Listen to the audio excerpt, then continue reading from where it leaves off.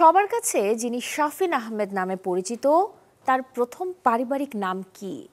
কাজী নজরুল ইসলামের সাথে মা বাবার সখ্যতা থাকলেও নিজেকে কেন প্রতিষ্ঠিত করলেন রক মিউজিকে? মাইলস ব্যান্ডের আগে কোন ব্যান্ডে ছিলেন তিনি? রাজনীতি নিয়েই বা কেমন ভাবনা ছিল তার? মৃত্যুর আগে চ্যানেল 24-এর অনুষ্ঠান মুক্তমঞ্চে এমন সব প্রশ্নের উত্তর দিয়েছিলেন শাফিন আহমেদ। মনোজিৎ দাশগুপ্ত বা মুনা, এই নামটা কি আপনার পরিচিত নাকি? ভারতে থাকাকালীন অবস্থায়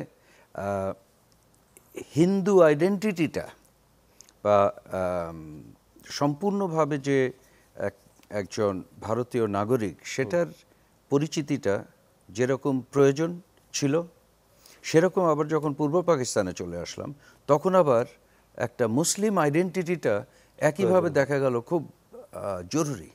ওখানে থাকা অবস্থায় ওখানে স্কুলিংয়ের জন্য স্কুলে যেতে হবে, পড়তে হবে, স্বাভাবিকভাবে কমল দাশগুপ্তের মতো একজন বড় ব্যক্তিত্ব, পুরো উপমহাদেশের শ্রেষ্ঠ বলা যেতে পারে এরকম ব্যক্তিত্ব সঙ্গীত জগতের, ওনার সন্তান দাশগুপ্ত নামেই পরিচিত হবে, এটাই স্বাভাবিক তখন ওখানে। তারপরে দাশগুপ্ত বললাম, তার প্রথম অংশ তো আসবে বাবা মায়ের দেয়া নাম থেকেই, তো সেখান থেকে মনোজিৎ দাশগুপ্ত। এরপর আমার নিকনেম ছিল মুনা, মানে ফ্যামিলি নেম। সেই নাম কি আছে নাকি এখনো? ডাকে আপনাকে কিছু কিছু জায়গায় আছে।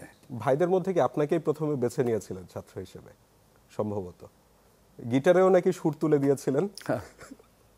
গিটার তো তারপর আস্তে আস্তে বড় হলাম যখন স্কুলের শেষের দিকে, 16-17 বছর বয়স, এরকম একটা টাইমে আব্বা একদিন ঘরে ঢুকে বললেন গিটারটা কিভাবে টিউন করতে হয়।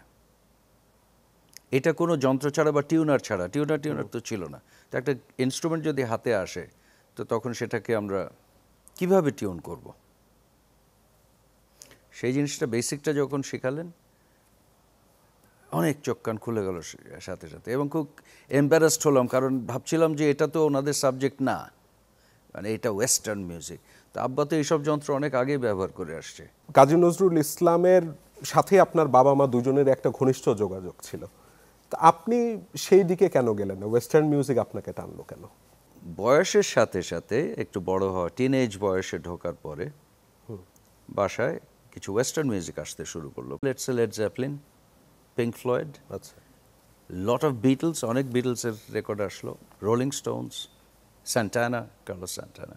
লিরিক্সও পড়ছি, বোঝার চেষ্টা করছি, আর রেকর্ড চলছে, গান গাচ্ছি জোরে, গানে গলা খুলে একেবারে রেকর্ডের সাথে গলা মিলাচ্ছি, পারি কি না পারি। আর রেকর্ডের ইমেজগুলি একটা ওভারঅল স্টাইলিংয়ের উপরে, মানে দেখতে কীরকম হতে পারে ওই দিকে আকৃষ্ট হলাম। সেই ধরনের কাপড় জামা পরার একটা চেষ্টা, ওই ধরনের একটা লুকস আসার চেষ্টা। বাই দ্যাট টাইম রক মিউজিকের প্রতি প্রচণ্ড আকর্ষণ হয়ে গেছে। মাইলস গঠন করলেন কবে? 79? আমি তার ঠিক পূর্বে আমার প্রথম প্রাতিষ্ঠানিকভাবে বলতে গেলে ব্যান্ড ছিল বারক। আচ্ছা, বারক নামে ব্যান্ড নিয়ে কিন্তু হোটেল ইন্টারকন্টিনেন্টালে বাজিয়েছি বেশ রেগুলার। সেটা প্রবাবলি 77 এই টাইমের। মাইলস গঠন হয় 79-এ মাইলস শুরু হলো। ফরিদ রশিদ আসলো বিদেশ থেকে, এসে মাইলসটা গঠন করলো, এবং গঠন করার কিছুদিনের মধ্যে আমাকে আর হামিনকে ব্যান্ডে নিল।